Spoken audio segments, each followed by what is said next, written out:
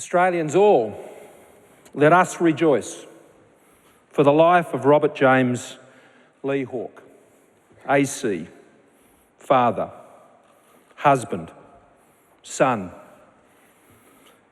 friend, grandfather, colleague, passionate Australian, the 23rd Prime Minister of Australia. Firstly, I'd like to thank Blanche and the Hawke family for their generous invitation to take part in today's memorial service. Jenny and I thank you. Unlike those who will follow me today, and although we did meet on a few occasions, I only knew Bob from a distance. But in that way, I can reflect and share with you the common remembrance and speak of the affection he inspired from millions of Australians who only knew him in this way. So today I come to speak on behalf of a nation Bob Hawke loved and that deeply loved him in return. It was a great romance played out in the shopping centres with journalists tripping over cables, sporting ovals, grandstands, schools, town halls, beaches, parks, outback stations, and of course, Indigenous communities all around the country. It was a passionate and affectionate relationship between Bob and the Australian people. They knew each other well.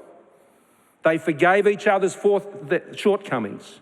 They understood each other's virtues. There was trust. There was faith in each other. There was also sorrows born and joys shared, great passions and disappointments.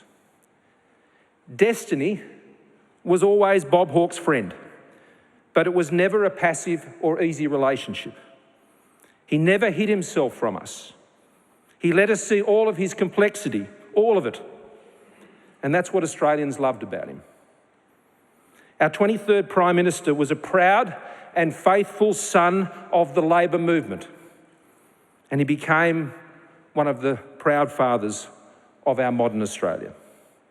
Today, we will rightly honour his many achievements for our economy, for our security, for Indigenous Australians, for our society and Australia's place in the world. And as a Liberal, I'm honoured to acknowledge these achievements as I know others would be. On many occasions, admittedly not all, our party was pleased to partner in many of the changes Bob was able to bring about, but he led them, and that will be forever to his credit and his government. The 80s in Australia will always be the Hawke era, and it is a rich legacy for Australians. But grand accomplishments are not the worth or measure of a human being. Rather, a life is measured by its love given and love returned. As Australians all, as he coined the phrase, forever in our national anthem, as we've sung, we thank Bob Hawke for loving Australia and loving Australians with every fibre of his being, with every measure of his enormous enthusiasm, with every meed of his great intellect, with every laugh, every tribute, every tear, and every moment of his great devotion. Bob Hawke loved our country, and we are a better nation for it.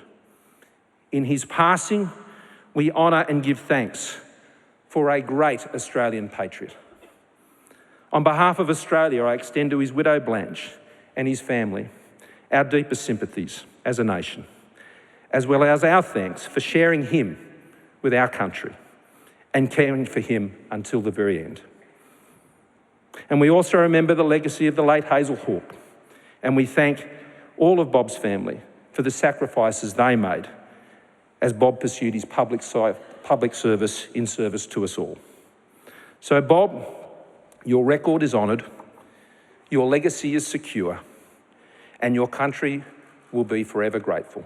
May he rest in peace.